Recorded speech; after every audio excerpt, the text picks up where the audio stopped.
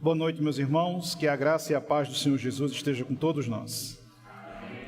Também saudamos aqueles que estão nos acompanhando pelas transmissões da igreja, que Deus possa abençoá-los, assim como nos abençoa aqui neste lugar, em que temos sentido a presença do Senhor desde os primeiros momentos que adentramos este lugar. Hoje é uma noite alegre, feliz e especial, haja vista, estamos celebrando ao Senhor nosso Deus pelos 170 anos de evangelização brasileira através da Igreja Congregacional. São 112 anos da União das Igrejas Congregacionais do Brasil, 58 anos da nossa Aliança Congregacional, 170 anos que o Evangelho é proclamado em língua portuguesa na nossa pátria. E por que isso é motivo de gratidão? Porque nós não estamos apenas celebrando o aniversário de uma igreja, nós estamos celebrando a conquista e a liberdade de um povo de poder celebrar ao Senhor na sua língua natal. Robert Calley, quando chega ao Brasil, rompe barreiras, rompe uma série de obstáculos para que o Evangelho pudesse ser pregado. Qualquer igreja desse país, onde funcionar uma escola bíblica dominical, deve isso à Igreja Congregacional. Por mais de 50 anos, todas as igrejas evangélicas do Brasil usaram um precioso inário chamado Salmos e Hinos, antes que cada um tivesse o seu próprio inário. E não é apenas um inário, é o que existe de mais erudito em toda a música cristã produzida desde os tempos mais remotos, nós temos no nosso inário. Se nós podemos casar e ter o nosso casamento reconhecido, isso é fruto do trabalho do Dr. Calley. Se podemos ser sepultados em um cemitério e não mais como indigentes em locais ermos, isso é fruto do trabalho do Dr. Calley.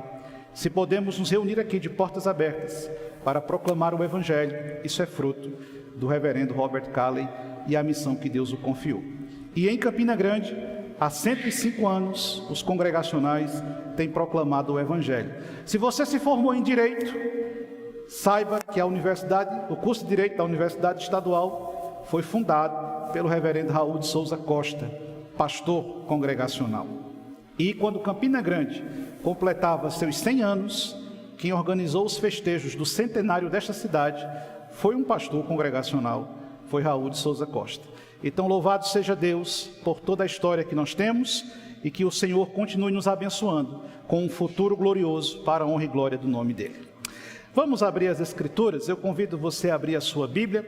Na primeira epístola que escreveu o apóstolo Pedro, nós vamos fazer a leitura no capítulo de número 2. Iremos ler apenas 2 versos, versos 9 e verso de número 10. Ainda não vamos iniciar a série de Romanos. Você precisa ter paciência para eu respirar um pouco. E aí, em breve, nós assim começaremos quando Deus permitir. 1 Pedro, capítulo 2, versos 9 e 10, conforme você achar o texto, se você puder, eu lhe convido a se colocar de pé em reverência à palavra do Senhor.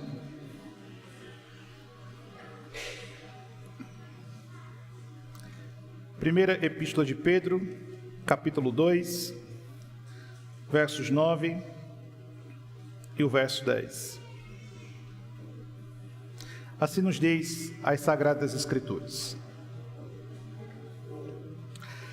Vós, porém, sois raça eleita, sacerdócio real, nação santa, povo de propriedade exclusiva de Deus, a fim de proclamardes as virtudes daquele que vos chamou das trevas para a sua maravilhosa luz. Vós sim, que antes não erais povo, mas agora sois povo de Deus, que não tinhais alcançado misericórdia, mas agora alcançastes misericórdia. Que o Senhor nos abençoe com a sua augusta palavra. Curve sua fronte, feche seus olhos. Vamos orar ao Senhor. Querido Deus, nossos corações estão alegres e nossas almas estão rejubilando diante do Senhor, pelo privilégio que é podermos estar aqui reunidos com um só objetivo e um só propósito: louvar, exaltar e bendizer o seu santo nome. Nós te agradecemos, Senhor, pois a tua misericórdia nos permite adentrar a esse santuário, para com corações quebrantados e contritos nos prostrarmos aos teus pés, reconhecendo a tua soberania, reconhecendo a tua majestade, proclamando as obras que o Senhor tem feito em nossas vidas.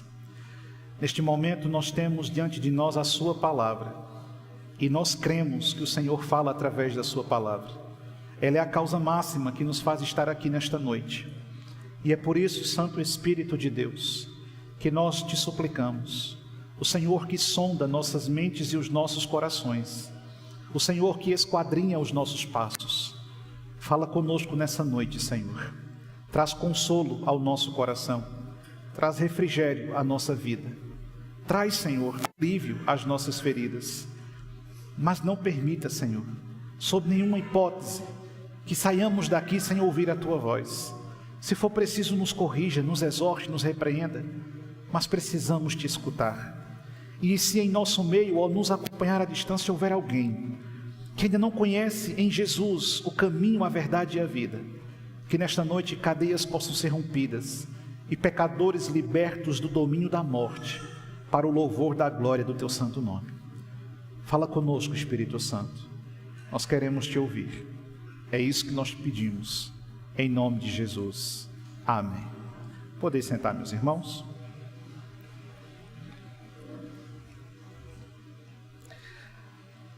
A natureza da igreja.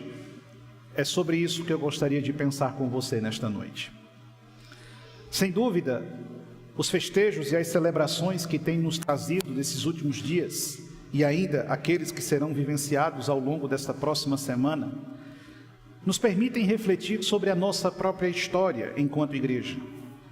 Mas nada valeria pensarmos ou refletirmos sobre a nossa história se nós não entendêssemos o nosso presente e se nós não nos preocupássemos com o nosso futuro. Aquilo que fora vivenciado e experimentado, já registrado nos anais da história, estão à nossa disposição. Grandes conquistas, mas também terríveis perdas. Batalhas intensas que foram travadas, guiando muitos ao triunfo mediante a bandeira e o estandarte de Cristo, mas também sofrimentos profundos que foram vividos pelos erros e os equívocos cometidos ao longo de todo esse percurso. E isso pelo fato de que a Igreja de Cristo, por mais que seja uma instituição divina, não consiste em si mesma a condição de perfeita. Não existe uma igreja perfeita, e esta não seria a exceção. Contudo, esta igreja, com os seus acertos e com os seus erros, com as suas virtudes e com os seus problemas, tem existido desde os tempos mais remotos, cumprindo cabalmente um propósito estabelecido por Deus, para viver uma missão confiada pelo Senhor, aguardando a recompensa justa de seu esforço e de seu trabalho, na iminente volta de nosso Redentor Jesus Cristo.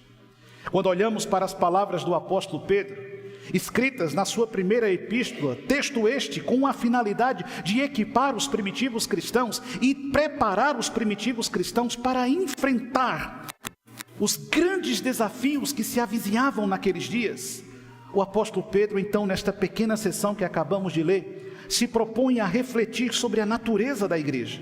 E com esta discussão sobre a natureza da igreja, nos leva a perceber a nossa própria identidade enquanto cristãos. Afinal de contas, somos componentes desta igreja.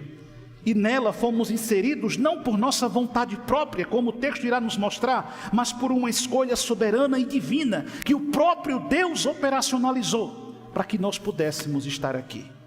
Você não escolheu fazer parte desta igreja. Deus escolheu você para esta igreja. Você não decidiu estar nesta igreja. O Espírito Santo foi quem colocou você nesta igreja. E isso é extremamente importante e relevante quando nós nos debruçamos sobre a natureza da igreja. Mas o que é a igreja? O que compõe a igreja? Para que existe a igreja? Qual o seu propósito? Qual a sua finalidade? Quando olhamos para o cristianismo de nosso tempo, é perceptível a imensa deficiência em todos os arraiais cristãos sobre o que de fato é ser o povo de Deus, o que é ser a igreja de Jesus. Quando nos chegamos a datas comemorativas como estas, o Senhor nos permite refletir sobre o que os nossos pais fizeram e pensar sobre o que nós estamos fazendo e nos preocupar sim sobre o que nós iremos fazer Afinal de contas, se estamos aqui, é porque o Senhor nos colocou.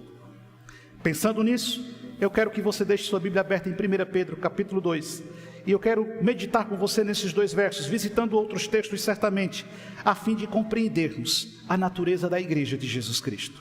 A primeira verdade que eu gostaria de destacar nesta noite está exatamente no verso número 9, em que Deus nos mostra a função da igreja desde os tempos mais remotos. E qual é a função da igreja desde os tempos mais antigos? Veja o que o texto bíblico nos fala. Vós, porém, sois. A expressão grega apresenta-nos um imperativo contínuo. Vocês são, não é vocês serão, ou vocês foram. Não, vocês são raça eleita, sacerdócio real, nação santa, povo de propriedade exclusiva de Deus, a fim de proclamar as virtudes daquele que vos chamou das trevas para a sua maravilhosa luz. A afirmação de Pedro aqui, em sua grande maioria, está consistindo de uma argumentação que preenche informações que nós encontramos no Antigo Testamento. As palavras de Pedro têm como finalidade ratificar ou dar continuidade àquilo que o próprio Deus já havia falado sobre o seu povo desde os tempos mais remotos. As palavras de Pedro estão em plena concordância com o que nos disse o profeta Isaías, lá no capítulo 43, o verso de número 21. E lá em Isaías 43, verso 21, o profeta, dirigindo-se ao povo do Senhor, disse: ao povo que formei para mim, para celebrar o meu louvor. As palavras de Isaías, em plena concordância com o que diz o apóstolo Pedro, mostram-nos a origem da igreja. Onde nasceu a igreja? A igreja não nasceu de um movimento social. A igreja não nasceu de um movimento ideológico. A igreja não nasceu de uma decisão religiosa. A igreja não nasceu de uma ruptura histórica. A igreja nasceu nos planos eternos do Criador. E antes que houvesse os limiares do universo, Deus já havia olhado para a sua igreja e já havia nos chamado pelo nome e nos escolhido antes da fundação do mundo para compor este organismo vivo que ele chama de igreja. As palavras do profeta Isaías concordam com aquilo que está nos ensinando o apóstolo Pedro. E aqui apresenta-nos então a primeira finalidade da igreja. Para que a igreja existe? A igreja existe com um só propósito: exaltar, glorificar, engrandecer o nome de Deus. E apenas isso. É para isso que existe a igreja. E ela não tem outra finalidade. E ela não tem outra ambição. E ela não possui outro objetivo na sua jornada. Desde os tempos mais antigos, o profeta está dizendo: esse povo que eu formei. Não, nós não nos formamos sozinhos. Nós não nascemos sozinhos. Nós fomos constituídos por Deus. Então, quando alguém questiona quando começou a sua igreja, tem gente que gosta de se apegar a datas e a expressões numéricas. E há quem diga: a minha igreja é a mais antiga, porque ela começou lá não sei aonde, né? Mas essas expressões são equivocadas à luz de uma eclesiologia bíblica. A nossa igreja, e eu não me refiro a uma igreja local como esta, que tem data, hora e dia de fundação. Eu estou falando da igreja de Jesus Cristo, da qual nós fazemos parte. Esta igreja nasceu no coração do próprio Deus.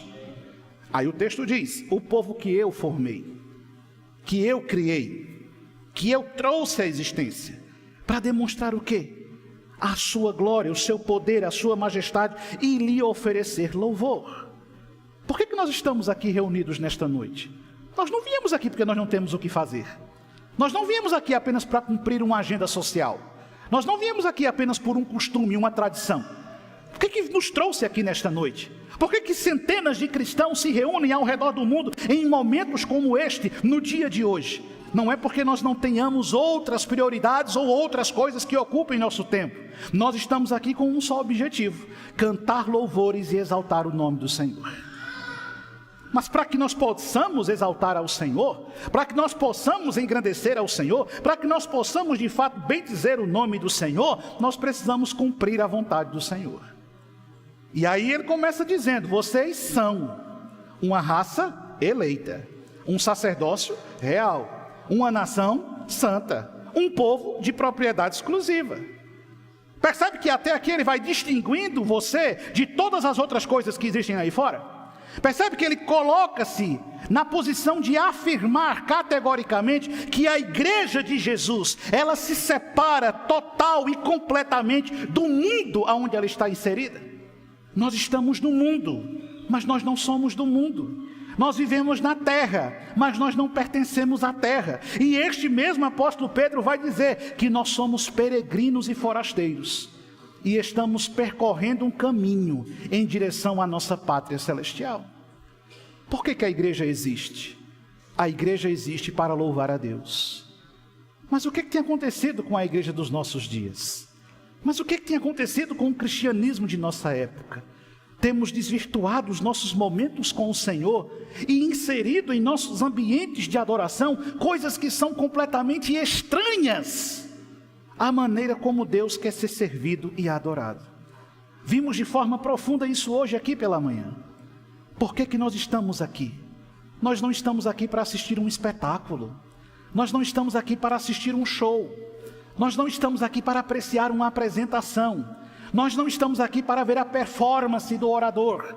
Nós estamos aqui para render graças a Deus, para louvar a Deus, para engrandecer a Deus, para bendizer a Deus, para louvar e engrandecer o nome daquele que nos resgatou das trevas e nos transportou para a sua maravilhosa luz. Para que o Senhor formou uma igreja? Para louvar o nome dele. A primeira pergunta do Catecismo Maior de Westminster: por que Deus criou o homem? Aí a resposta é: Deus criou o homem para dele viver, gozá-lo e glorificá-lo ao longo de toda a sua vida. Para que Deus salvou você? Deus não salvou você para fazer da sua vida um mar de rosas. Deus não salvou você para livrar você de todos os problemas. Deus não salvou você para que você não experimentasse dores, angústias e sofrimentos. Não, nós passamos por tudo isso. Por que a gente passa? Porque Jesus foi quem disse que a gente ia passar. Contudo, Deus me salvou para exaltá-lo, engrandecê-lo e bendizê-lo em toda e qualquer situação. Porque louvar a Deus quando as coisas estão boas é fácil demais. Porque engrandecer a Deus quando tudo corre dentro daquilo que nós planejamos e idealizamos é fantasticamente fácil. Mas onde consiste a raiz e a gênese de uma genuína adoração? Quando nós exaltamos a Deus, passando por lutas e sofrimentos, e ainda assim abrindo os nossos lábios para dizer: o Senhor é bom e a sua misericórdia dura para sempre. Quando enfrentamos crises na nossa família, quando nos deparamos com escassez, quando nos lidamos com doenças, com problemas diversos, e ainda assim temos a força de afirmar enfaticamente que Deus é bom e a sua bondade dura para sempre. Qual é a finalidade da igreja? A igreja existe para louvar ao Senhor. A igreja não existe para ser cabo eleitoral de ninguém. A igreja não existe para servir a propósitos humanos e egoístas. A igreja não existe para se transformar em uma instituição social. A igreja não existe para ser uma militância política. A igreja existe apenas para servir a Deus e exaltá-lo em todos os dias. Amém, irmãos? É para isso que a igreja existe. É para isso que a igreja existe. Mas nos nossos dias coisas estranhas têm acontecido. E não são poucos aqueles que têm seduzido a igreja e pervertido a igreja, contaminando a igreja com ideologias e pensamentos que não têm espaço dentro da igreja. E diante das pressões que nós enfrentamos neste mundo, nós temos uma mensagem clara: a mensagem de transformação, a mensagem da salvação. Entende? Compreende? A igreja existe para servir ao Senhor. Mas nesse pequeno verso 9 que nós lemos, algumas expressões são fundamentais. Ele começa dizendo que nós somos uma raça eleita. O primeiro princípio dentro disto: o cristão é escolhido. Sim, você foi escolhido. Aqui Pedro nos insere a ideia da aliança. O Senhor nos chamou de seus filhos e conosco Ele firmou um pacto. Entende? O Senhor estabeleceu conosco um compromisso. O Senhor estabeleceu conosco uma aliança. O Senhor firmou conosco um princípio pactual e Ele nos escolheu para isso. E é por isso que em Êxodo capítulo 19, verso 5 e verso 6, a Escritura diz: agora pois, se diligentemente ouvirdes a minha voz e guardardes a minha aliança, então sereis as minhas propriedades peculiares dentre todos todos os povos, porque toda a terra é minha. Vós me sereis um reino de sacerdotes, uma nação santa. São estas as palavras que falarás aos filhos de Israel. A primeira coisa que você tem que entender: o cristão não escolhe ser cristão, é escolhido para ser cristão. A igreja não escolheu ser igreja, foi escolhida para ser a igreja. Eu não escolhi ser crente, Cristo me escolheu. Não foste vós que amastes a mim, mas eu vos amei primeiro. E nós só o amamos porque Ele nos amou primeiro.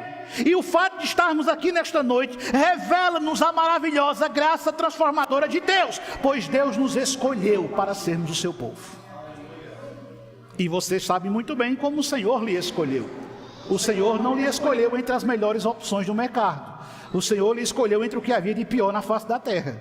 O Senhor não escolheu você entre o que havia de melhor no mundo. Não, muito pelo contrário. Você é o bagaço do bagaço da bagaça. Boa noite para você. Eu sou o espelho que reflete a imagem do Senhor. Conversa fiada. Pensa no espelho manchado. Não. Você é escolhido. Mas escolhido por quê? 3 finalidades. Primeiro, você é escolhido para ter um privilégio. E qual é o privilégio?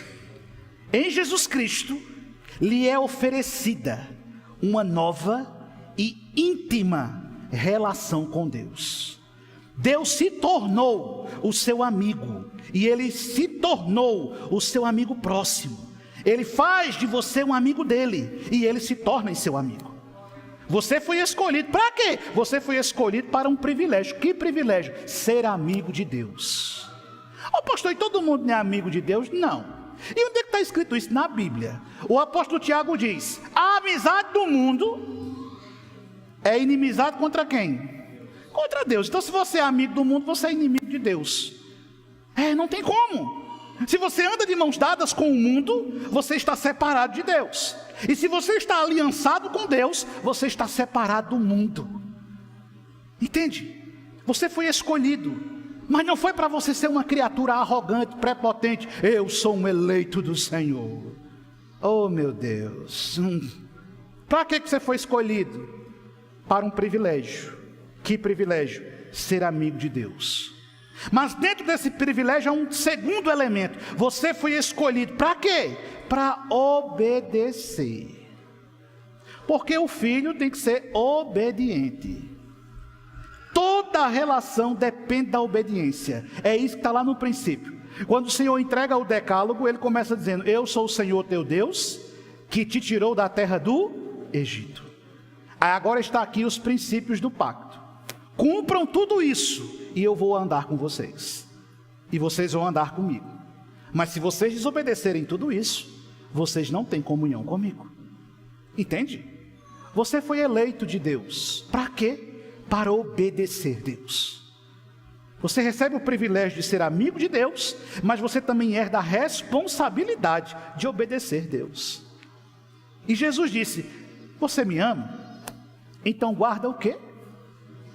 Os meus mandamentos. A expressão guardar ali no grego é pratica, executa, exerce, aplica, vive aquilo que eu tenho ensinado a você. Nós vivemos hoje uma crise gigantesca, uma disparante crise entre aquilo que nós dizemos e aquilo que nós fazemos. A coisa mais simples do mundo é dizer eu sou um cristão. Mas não apenas dizer que é um cristão, é viver como um cristão. Não é apenas mencionar ser um cristão, é aplicar a vida cristã à sua própria existência. Você foi escolhido para obedecer. Não é escolhido para fazer o que você quer, mas é para fazer o que Deus se agrada. Não é escolhido para viver a vida do seu jeito. O crente não vive a vida do jeito que quer. O crente não faz as escolhas que bem quer. O crente não toma o caminho, o rumo que bem deseja. Não, ele se preocupa com a vontade de Deus, e ele se esforça para obedecer à vontade de Deus. Mas a vida é minha, eu faço o que eu quero. Então você não é crente. Não é? Não, mas eu faço o que eu bem quiser. Então você não é crente. Eu não faço o que eu quero. Tu acha que eu faço o que eu quero? Faço não. Ai, se eu fizesse o que eu quero, eu era besta fera sobre a face da terra. Eu escolhi comigo mesmo, para ninguém estar... Não, eu não faço o que eu quero. Tu acha que eu faço o que eu quero? Eu não faço o que eu quero, eu faço o que Deus quer. E fazer o que Deus quer exige de mim um esforço gigantesco, porque eu tenho o desejo de agradar o meu Pai. E isso não é uma equação simples. Você foi escolhido por Deus para obedecer Deus. O Senhor tira Israel do Egito, o Senhor liberta Israel do cativeiro, e o Senhor entrega na mão de Israel o princípio do pacto. Está aqui, essa é a minha lei, cumpra ela, obedeça ela, viva ela, siga ela, aplique ela. O Senhor confia ao seu povo o dever da obediência. Não é fazer o que nós queremos, é fazer o que o Senhor pede que nós façamos. Você foi escolhido de Deus para obedecer. E obedecer o quê? A palavra do Senhor. Mas não apenas para ter o privilégio de ser amigo de Deus, o privilégio de obedecer a Deus, você também foi escolhido para servir. E aqui existe um princípio poderoso e profundo, que tem sido esquecido nos nossos dias. Servir a Deus, meus queridos irmãos, não é um fardo, é um privilégio. Entende isso? Só que nós nos acostumamos com a lógica do voluntariado. Eu vou fazer um trabalho na igreja voluntário. Não existe trabalho voluntário na igreja. Por quê? Porque nenhum trabalhador do Senhor fica sem receber o salário do seu trabalho. Então não existe trabalho voluntário na igreja. Não é o trabalho voluntário, é o privilégio de servir ao Senhor. Porque se você não quiser servir, não tem problema. Deus vai levantar outro que faça o que você não quer fazer. Entende? Só que muitas vezes nós nos apegamos à lógica equivocada de pensar que tudo depende de nós. Se eu não fizer, ninguém vai fazer. Se eu não executar, ninguém vai executar. Se eu não realizar, não vai andar. Meu querido, se você não fizer, a obra vai andar do mesmo jeito, porque Deus vai levantar quem faça. Entende? Servir é um privilégio, é um presente. É por isso que quando o Senhor chamar você para o serviço, abrace o serviço com alegria, com entusiasmo, com prazer, com ânimo. Por quê? Porque Deus está te dando a oportunidade de servir no reino dEle. Isso é um presente glorioso. Isso é algo maravilhoso. Não pode ser por constrangimento, não pode ser por nenhuma outra razão. Precisa ser pela motivação certa. Você foi escolhido por Deus, sim, para ser amigo de Deus, para viver em obediência a Deus e para servir a obra de Deus. Não, um crente não pode ter um coração egoísta. O crente não pode ter um coração egocêntrico. O crente não pode pensar em si mesmo. Quantas necessidades existem na igreja? E às vezes, quem mais critica a igreja é quem menos faz alguma coisa por ela. Já prestou atenção nisso? Podia ser assim, podia ser assado, devia ser assim. E você quer fazer o quê? Eu não tenho tempo. A igreja não evangeliza. Vamos evangelizar? Eu não tenho tempo. A igreja não faz missões. Eu vou mandar você para a África. Eu não posso. E a igreja precisa ampliar isso, ampliar aquilo. Preciso da sua ajuda. Não, infelizmente eu não tenho condições. Esse discurso existe ou não existe? Existe. Mas é a equivocada percepção de que o seu trabalho é um fardo. Não é. Quando Cristo lhe chamar para o serviço, aceite com alegria. Ele escolheu você para isso. Mas não apenas isso. Ele afirma também no verso 9 que além de sermos escolhidos, somos um sacerdócio real. O cristão é sacerdote e a igreja é sacerdotal. Entende? Mas não mais a lógica de sacerdócio do Antigo Testamento, que nós vimos aqui enfaticamente com Hebreus e também com a carta dos Gálatas. Mas um sacerdócio mediado por Cristo e estabelecido em Cristo. O que ele está dizendo? Que cada cristão tem o direito de aproximar-se de Deus.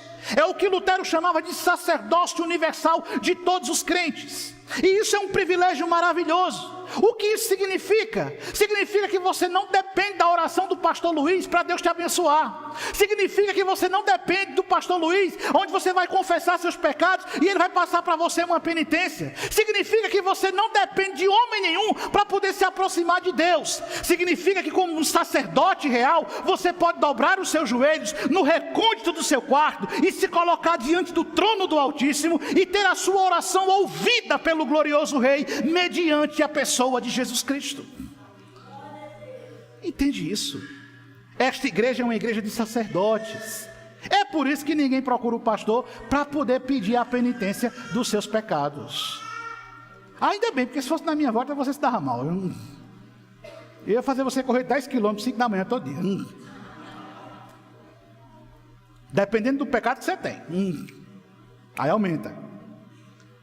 Irmãos, é uma igreja sacerdotal. Uma igreja que não precisa de um mediador humano, mas uma igreja que tem acesso direto a Deus, a pessoa de Jesus. Mas por que isso é importante? Porque alguém já disse, se não me falha a memória, Jonas Madureira, que a igreja evangélica brasileira é uma igreja evangélica com uma alma católica. E é verdade. O nosso povo tem pantinho da igreja romana. Eu vou pedir oração ao pastor, porque se o pastor orar por mim, Deus vai ouvir. Deus ouve você. Deus ouve você. No santuário é o lugar sagrado. Fora do santuário eu posso tocar o terror. Aqui dentro não pode nada, lá fora pode tudo. Não, o Senhor está aqui dentro e o Senhor está lá fora. O Senhor vai acompanhar você no carro até em casa. O Senhor já está em casa esperando você. O Senhor está aqui, Ele está em todo lugar. Não é esse ambiente que é mais sagrado do que os outros. Esse ambiente aqui é sagrado porque a gente está aqui e Jesus está aqui.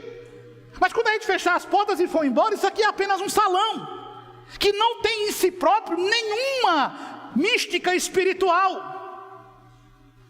Quando nós chegamos aqui, já dizia o corinho, o Senhor já estava. Entende? Uma igreja de sacerdotes. E é por isso que no Salmo 50, verso 14, o salmista diz: oferece a Deus sacrifícios de ações de graça e cumpre os teus votos para com o Altíssimo. Podemos estar diante do Senhor e podemos buscar a presença do Senhor. Nós somos sacerdotes e esta é uma igreja sacerdotal.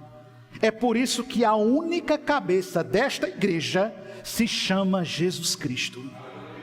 E é por isso que os congregacionais disseram: nós não aceitamos ninguém governando a igreja fora da igreja. E é por isso que os congregacionais disseram: nós não reconhecemos nenhuma outra autoridade sobre nós que não seja Jesus Cristo, manifestando sua vontade através da própria igreja. E é por isso que nós celebramos e estamos perfeitamente satisfeitos em Deus, porque nós temos acesso livre a Ele. E é por isso que a igreja congregacional não tem papa, nem de aveia. Porque tem gente que se acha dono da igreja. Não, essa igreja não tem dono. O único proprietário dessa igreja é Jesus Cristo. Entende, meu irmão? Compreende, meu irmão?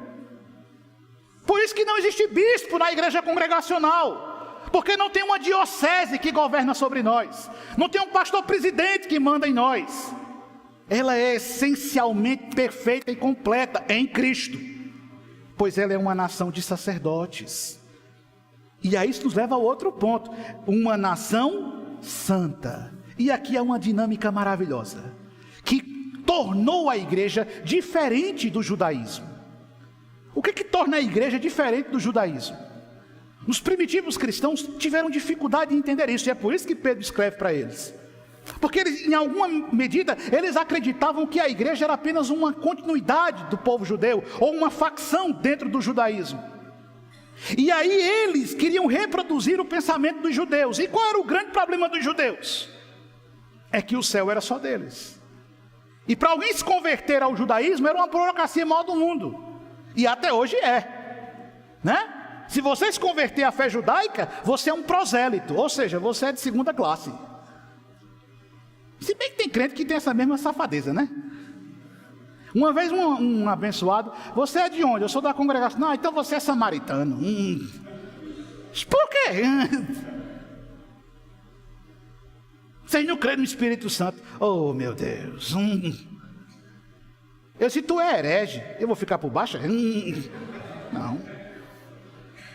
Eu, ainda bem que foi os samaritanos que Jesus elogiou lá na parábola. Não foi o cidadão que vinha do templo, não. A igreja de Cristo é uma nação santa. E isso a torna diferente do judaísmo. Por quê? Eles queriam o céu só para eles.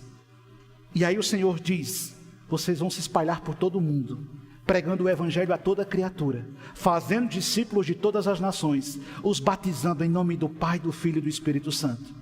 O que é que o Senhor diz à igreja? Diferente deles que querem ficar dentro dos limites geográficos de Israel, vocês não. Vocês vão atravessar as fronteiras, vocês vão entrar na Europa, vocês vão até os locais mais distantes da Ásia, vocês vão até a Oceania, vocês vão atravessar o Atlântico e vão chegar nas Américas, vocês vão pregar o evangelho para os nativos, para os índios, vocês vão pregar o evangelho para os africanos, para os asiáticos, para os europeus, vocês vão pregar em tudo que é canto e em qualquer lugar. A mensagem do evangelho será poderosa e aceitável, e de todos esses lugares Deus vai formar uma só nação santa.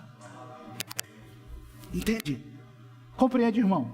A igreja rompe essas barreiras, e é por isso que na igreja não existe espaço para comportamentos xenofóbicos, preconceituosos, intolerantes. Não, porque na igreja nós somos um só povo. Nós somos o povo de Deus. Nós somos uma única igreja. A igreja do africano que dança, que pula, que salta, que ginga. A igreja do europeu morto, sem graça, frio, gelado. A igreja do norte-americano meio malucado. A igreja latino-americana fervorosa. É uma só igreja reunida na obra bendita de Jesus Cristo. A verdadeira igreja, a autêntica e gloriosa igreja, que constitui uma nação santa. Aqui nós temos uma grande diferença do que de fato a igreja do Senhor está posta para ser, uma nação que serve ao Senhor. Entende, meu irmão? A palavra santo aqui, rádio na língua grega, significa diferente. A igreja é diferente, e ela tem que continuar sendo diferente. Nós não podemos abrir mão das nossas diferenças. De quê, pastor? Do mundo. O crente tem que ser crente. Ponto final. Crente fala palavrão? Não. Crente se veste feito ímpio? Não. Crente é trambiqueiro? Não. Crente age com desonestidade? Não. Crente vive agindo feito descrente, roubando, matando, furtando, se prostituindo? Não. O jovem crente vive na fornicação? Não. O homem crente vive na prática do pecado? Não. A mulher crente vive na prática do pecado? Não. O crente é crente, do começo ao fim. O crente, o autêntico cristão, aquele que foi escolhido por Deus para constituir um povo santo. E aí, nesse mundo que nós estamos vivendo, a igreja tem perdido cada vez mais os elementos que a distinguem. E eu não estou falando de costumes, de estética, de aparência. Não, eu estou falando de essência. Porque a gente não conhece o crente só pela roupa, não. A gente conhece o crente pela vida, pela maneira como ele vive, pela forma como ele se porta, pela atitude que ele tem diante das circunstâncias da vida. A igreja precisa ser diferente do mundo, em tudo. Por quê? Porque ela é uma propriedade de Deus.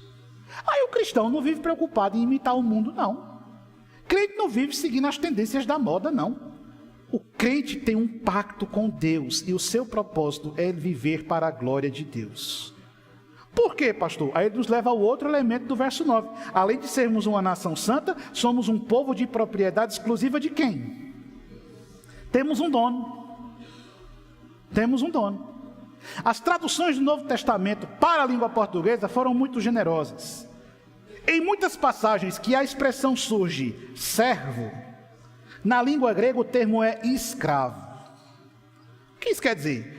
Nós somos escravos, não mais do pecado. Somos escravos de Jesus Cristo. Fomos comprados por Jesus Cristo. Pertencemos a Ele. Somos o povo dele.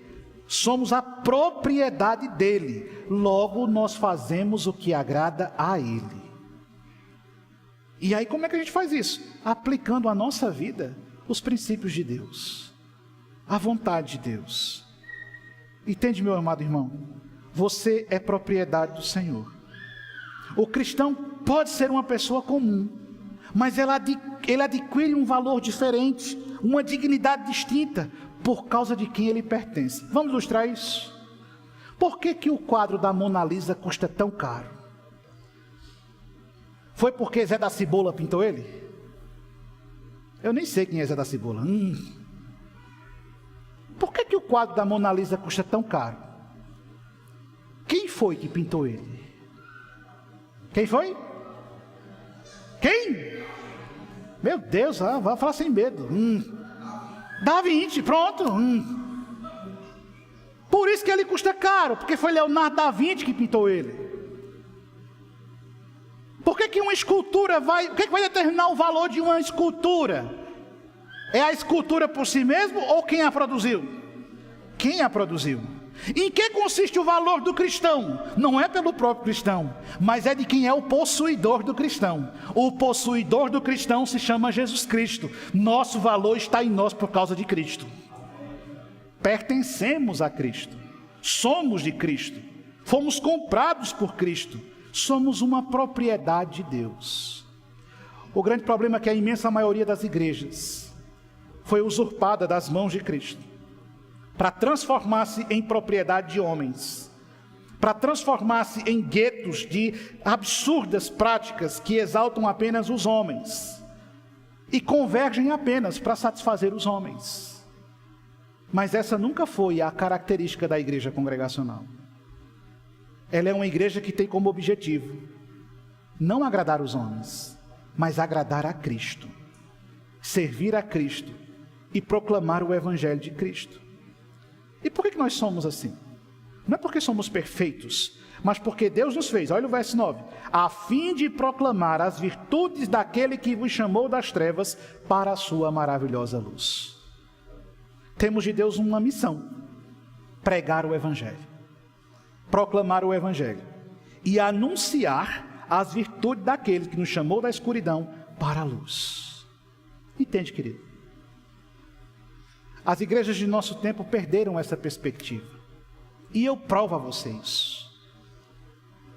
Quando nós chegávamos em um lugar, nós não apenas pregávamos o evangelho. Óbvio que nós pregávamos o evangelho, mas nós dávamos forma ao evangelho.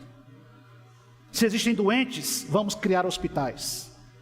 Se existe um monte de analfabetos, vamos abrir escolas.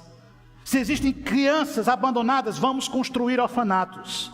Se existem idosos perdidos, vamos produzir asilos. As 3 maiores universidades dos Estados Unidos da América foram criadas por congregacionais, porque nós somos um povo que amamos a educação e a cultura. Entende? O principal idealizador da abolição da escravidão no mundo antigo era um membro da igreja congregacional. Entende? Se você chegar em Catolé do Rocha, onde tem a primeira igreja congregacional, que enfrentou seríssimas perseguições sob a égide de Frei Damião, lá existe do lado do templo uma escola, onde funcionava uma escola, aberta com o objetivo de educar as pessoas. Porque nós entendíamos qual é a nossa missão, mas nós perdemos a referência da nossa missão, e nós abortamos o projeto que Deus entregou em nossas mãos. E estamos diante de uma nação que está gemendo por conta dos seus delitos e pecados e não consegue encontrar uma luz no fim do túnel. Mas Deus nos confiou a luz do fim do túnel. Deus nos confiou a mensagem da salvação para proclamar aos perdidos o ano aceitável do Senhor. Mas o que está acontecendo com o povo congregacional? 170 anos, não é 170 dias. Tem um monte de congregacional que me assiste. A gente não precisa imitar igreja nenhuma. A gente não precisa copiar o culto de ninguém. A gente não precisa de modismo, de invenção, de inovação, não. A gente só precisa fazer o que Cristo nos mandou fazer. Um culto simples, cheio do Espírito Santo, centralizado nas Escrituras, com a pregação fiel da palavra, e a obra do Senhor é feita e avança para a glória do nome dEle. Sempre deu certo e vai continuar dando. Deus nos confiou a missão de proclamar o Evangelho, de anunciar o Evangelho e de contar às pessoas o que Cristo fez. Esta missão está nas suas mãos. E esta mensagem poderosa está nas suas mãos, para você anunciar aos perdidos que Jesus Cristo é o caminho, a verdade e a vida. Mas a glória da igreja, ele revela no verso 10, olha, vós sim, que antes não era povo, mas agora sois povo de Deus, que não tinhais alcançado misericórdia, mas agora alcançastes misericórdia. Onde é que está a glória da igreja? A glória da igreja, primeiramente, a glória da igreja está em saber que o passado dela foi transformado pelo Evangelho de Jesus Cristo. Aqui tem um bocado de ex-alma cebosa. Eu espero que seja ex mesmo. Eu era uma pessoa boa. Era não. Não. Aqui tem um monte de gente sem vergonha que Jesus transformou. Aqui existe ex-ladrão, ex-prostituta, ex-corrupto, ex-drogado, ex-viciado, ex-perdido. Aqui existe ex de toda qualidade, todos transformados pelo poder do Evangelho. Mas eu nasci na igreja. Era um ex-condenado, porque filho de crente não nasce crente. Aí Jesus salvou você. Amém, igreja? Aqui está a glória da igreja. O que é que está dizendo isso? É Pedro, você não era povo, mas agora você é povo de Deus. Você não tinha alcançado a misericórdia, mas agora você alcançou a misericórdia. Você estava perdido, mas Jesus te resgatou. E aqui está a maravilhosa glória da igreja, porque nós não tínhamos absolutamente nada, mas o Senhor nos deu tudo. As palavras de Pedro corroboram com Oséias capítulo 2, verso 23, em que Oséias disse: semearei Israel para mim na terra e compadecer-me-ei da desfavorecida. E a não meu povo direi, tu és o meu povo, e eles dirão, tu és o meu Deus. Nós não éramos povo de Deus, nós estávamos separados de Deus, nós vivíamos a passos largos em direção à escuridão, nós caminhávamos velozmente para o abismo da condenação eterna, mas o Senhor teve de nós misericórdia e nos alcançou com a sua mão graciosa e nos fez o seu povo para a sua glória. Ele nos fez, não fomos nós que escolhemos Ele, não fomos nós que o aceitamos, Ele nos aceitou. A primeira realidade da glória da igreja é saber que ela foi transformada pelo Evangelho. Todos nós fomos transformados pelo poder de Jesus. E isso é poderoso, porque nisto consiste a sua capacidade de pregar ao perdido.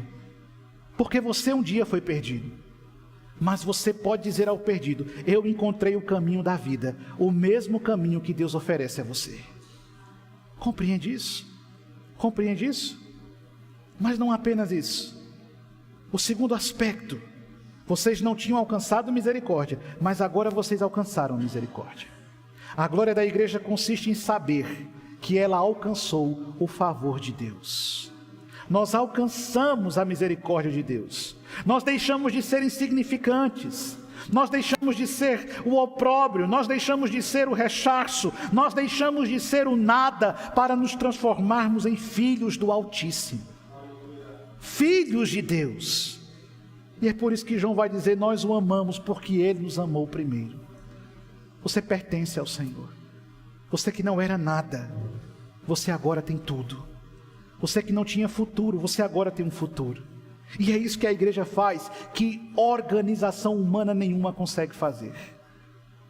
A igreja dá aos homens um propósito em suas vidas. O propósito de viver para a glória de Deus. Entende? Aonde a igreja de Cristo chegou, ela conseguiu transformar o ambiente. Ela conseguiu mudar o espaço. Ela conseguiu influenciar os seus arredores com a proclamação do Evangelho. Sempre foi assim. E deve continuar sendo assim. E precisa ser assim. Fundando escolas, abrindo universidades, construindo hospitais, formando pessoas capazes. Esses dias eu via um pastor que dizia na internet: não mande seus filhos para a universidade. Discordo dele completamente. Mande seu filho para a universidade. Agora mande seu filho bem evangelizado para a universidade. Porque se ele chegar dentro da universidade como um crente, ele conclui o curso e sai dentro como crente. Agora, o que a universidade faz com muitas pessoas? Apenas evidencia o desvio que já estava no coração. Nós precisamos sim, mais do que nunca, precisamos que os professores sejam pessoas que temam a Deus. Precisamos que os pensadores de nosso sistema de ensino sejam pessoas que amem a Deus.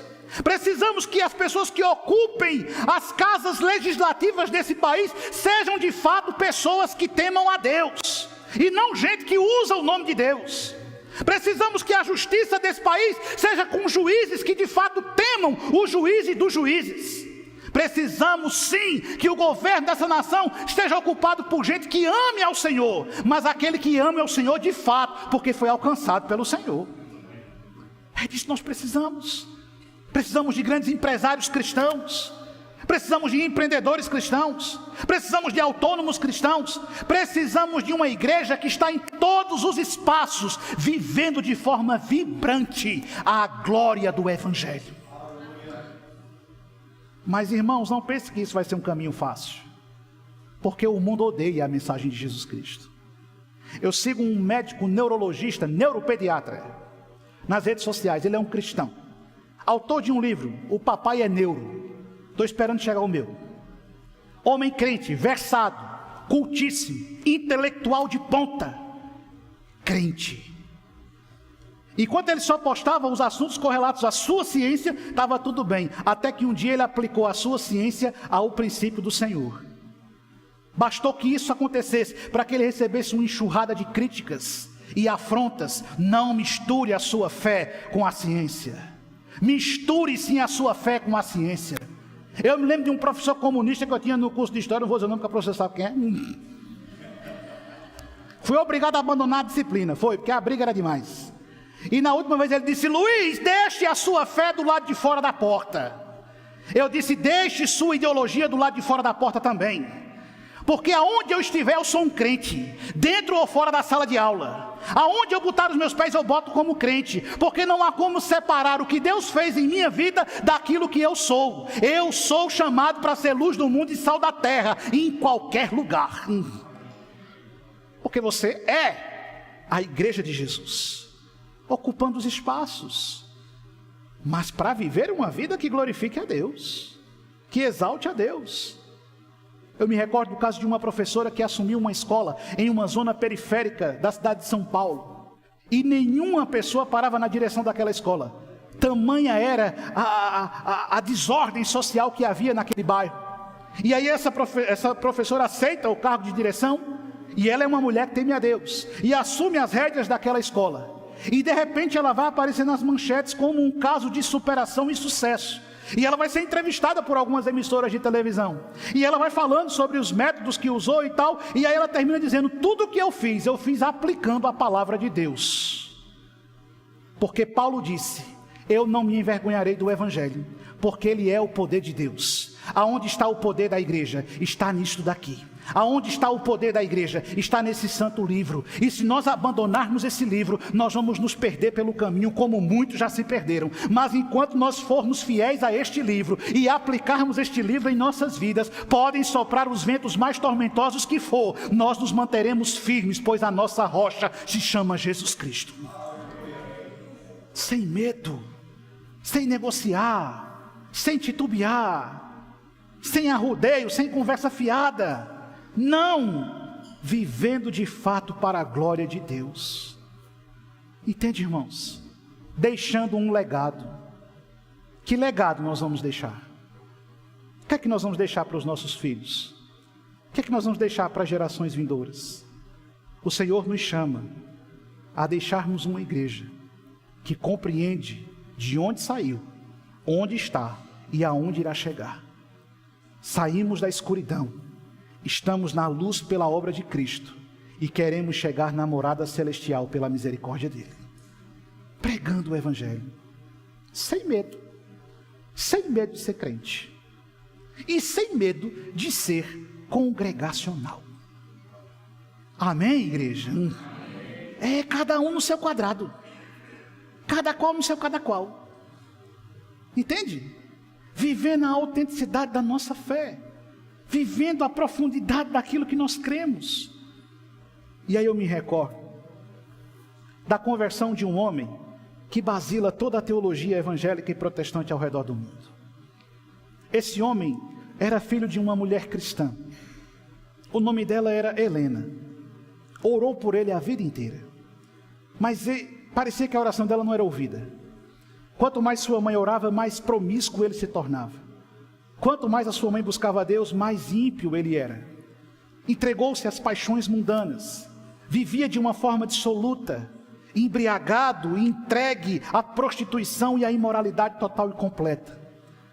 Cresceu, saiu de casa, formou-se, tornou-se uma pessoa erudita, versada, alcançou projeção social na profissão e na vida que escolheu para si. Contudo, sua vida era imersa na podridão e no pecado. Até que um dia, depois de bater em muitas portas e procurar em muitos lugares, almejando algum conhecimento que lhe revelasse Deus, e tendo todas as suas expectativas frustradas, em um momento do seu dia, sentado no jardim de sua casa, próximo de si havia uma Bíblia, alguns pergaminhos, alguns manuscritos da Escritura, até que ele escuta uma voz de uma criança que dizia: pega isso e lê, pega isso aí e lê. E ele fica perplexo, ele fica atônito, e então ele resolve obedecer à voz, e ele pega aquele livro e começa a ler. E então ele começa a ler as Escrituras, e ele começa a meditar nas Escrituras, e o poder do Evangelho adentra o seu coração, e o Espírito Santo gera vida onde só havia morte, pois ele já havia sido escolhido por Deus antes da fundação do mundo. Esse homem se chama Agostinho de Hipona, vai se tornar um dos maiores bispos do cristianismo, um dos mais profundos e eruditos teólogos que a igreja já produziu, e toda a nossa teologia é forjada pelo seu pensamento, e ele vai ler nas Escrituras que a justificação se dá mediante a obra de Cristo, e ele que havia batido em muitas portas e não tinha encontrado resposta, agora encontrou a resposta que satisfaz a qualquer questão. Ele encontra o caminho da verdade e a vida, ele encontra o Filho de Deus, o Cordeiro de Deus que tira o pecado do mundo, e então ele vai se tornar um grande pregador do Evangelho, e a sua vida, que era tomada de promiscuidade, de imoralidade, sofre uma transformação radical, e ele agora se torna um homem piedoso, temente a Deus, comprometido com o Evangelho, zeloso pela sua fé, engajado na proclamação da verdade. E aí escrevendo confissões, que todo crente devia ler, as confissões de Agostinho, você devia ler. Há um refrão, e ele vai compor uma belíssima poesia, e ele vai dizer: tarde, tarde vos amei, ó beleza tão antiga, e ao mesmo tempo tão nova. Tarde eu vos amei, eis que tu habitavas dentro de mim, mas eu estava lá fora, procurando por você. Disforme eu lançava-me sobre estas formosuras que tu criastes, estáveis comigo e eu não estava contigo. Retinha-me longe de vós, aquilo que não existiria se não existisse em vós. Porém me chamastes com uma voz tão forte, que rompestes a minha surdez, brilhastes cintilantes e logo afugentastes a minha cegueira. Exalastes perfume, e eu pude respirar a plenos pulmões, suspirando por vós, e eu pude lhe saborear, e agora eu tenho fome e sede de ti. Tocaste-me e me fez arder no desejo da vossa paz. O que é isso? Isso é conversão. Do que nós precisamos hoje? Nós precisamos de conversão. Nós não precisamos mudar cor de parede de igreja. Nós não precisamos de pirotecnia, nós não precisamos de espetáculos, nós não precisamos de figuras e personalidades nas quais centralizaremos a nossa expectativa. Nós não precisamos dos recursos dos homens, nós precisamos de arrependimento, nós precisamos de quebrantamento, nós precisamos de humilhação, nós precisamos voltar a andar de joelhos, com o nosso rosto no pó, clamando a misericórdia de Deus. Nós estamos diante de um mundo caótico, de uma nação em uma profunda crise, e uma igreja desorientada, marcada por escândalos e toda sorte de corrupção. Do que é que nós precisamos? Nós precisamos rasgar as nossas vestes, nos cobrir com panos de saco, atirar cinza sobre nossas cabeças e nos colocarmos diante de Deus, sem pressa nem anseio algum, a não ser pelo derramamento da sua glória em nossa vida. Nós precisamos de um avivamento, mas não é um avivamento que apenas faz barulho, não é um avivamento que apenas junta pessoas. Nós precisamos de um avivamento que nos vai fazer ter consciência do pecado, consciência da nossa culpa, consciência da nossa transgressão. Nós precisamos de um avivamento para que os nossos púlpitos voltem a ser ocupados por homens que temam a Deus, para que as mulheres de nossas igrejas abandonem as militâncias desse mundo e se tornem piedosas, empoderadas pelo Espírito Santo. Nós precisamos de avivamento, de homens que assumam a responsabilidade dos seus lares e sejam verdadeiros sacerdotes, guiando suas casas no temor do Senhor. Nós precisamos de avivamento para termos uma mocidade poderosa, que ora, que clama, que busca e que tem o desejo de gastar os seus melhores dias na presença de Deus. Nós precisamos de um avivamento que comece em nós e que se espalhe por todo o mundo. Nós precisamos urgentemente voltar ao Senhor, e apenas ao Senhor, entendendo que nós somos uma nação santa, um povo de propriedade exclusiva de Deus. O que o Senhor quer desta igreja? Ela foi pioneira um dia. O Senhor quer desta igreja que ela apenas seja a verdadeira igreja de Jesus Cristo, que o ama e o serve com alegria no coração. Entende, queridos? Não são os dados estatísticos que medem a saúde da igreja. Não são. Não é um templo gigantesco abarrotado de gente. Não é centenas e centenas de pessoas dizendo ser congregacional. Não é isso que nós estamos precisando. Nós estamos precisando brilhar como a luz do mundo. Porque ninguém acende uma luz para colocá-la debaixo do alqueire. Não.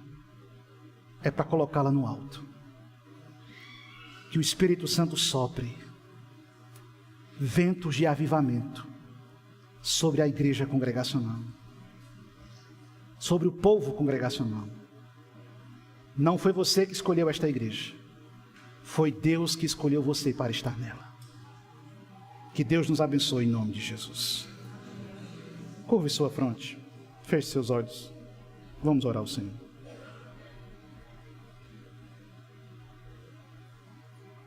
Querido Deus,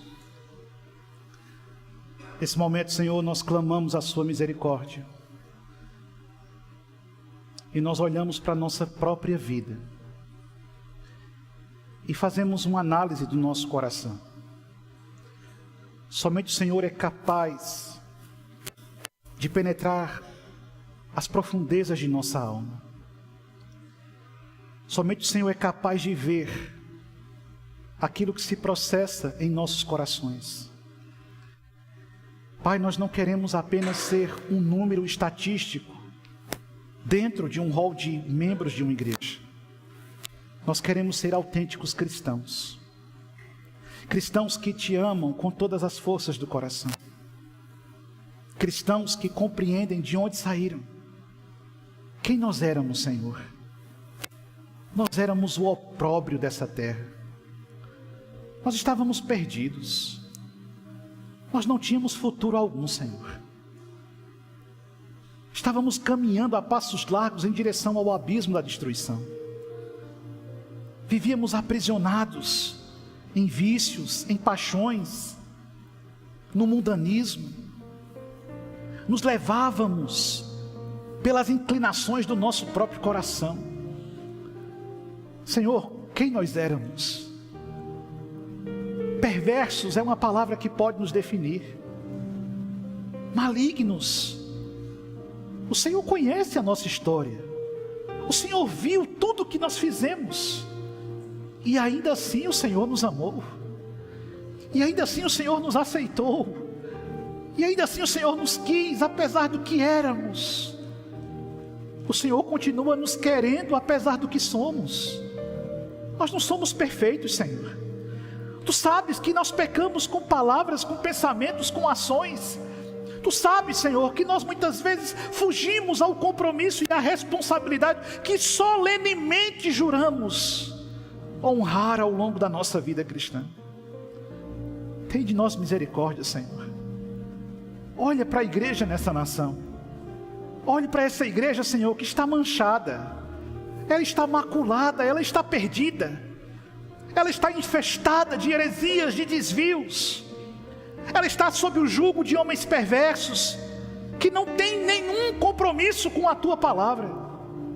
Existem ovelhas que estão gemendo, Senhor, que estão sofrendo, que estão angustiadas, vagando sem rumo, sem direção. Ó Espírito Santo, se hoje podemos lhe pedir alguma coisa, nesse momento tão icônico e celebrativo, em que chegamos a 170 anos de existência, se hoje nós podemos lhe pedir algo, Senhor, nós lhe pedimos, faça de novo em nosso meio, faça de novo em nossas igrejas, o que o Senhor fez no passado. Levante homens corajosos, destemidos, pregando com autoridade e poder a Tua palavra. Senhor, reabra nossas casas de formação, que nossos seminários se encham de jovens sedentos, desejosos de aprender, de estudar para cumprir o Teu ID.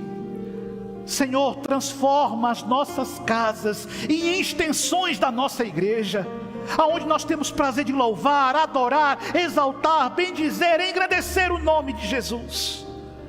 Sopra, Espírito Santo, sopra ventos de avivamento, aviva a igreja congregacional, levanta uma igreja forte, uma igreja vibrante, uma igreja relevante, uma igreja comprometida com a Tua palavra. Começa a partir de nós aqui, Senhor. Começa hoje aqui, Senhor. Muda nosso coração, muda a nossa vida, muda a nossa alma. Perdoa-nos, Senhor. Perdoa-nos, Senhor. Perdoa nossa fraqueza, nossa debilidade, nossa negligência. Tem de nós misericórdia, Senhor, e nos concede a Tua doce e preciosa graça. É isso que nós te pedimos, em nome de Jesus. Amém.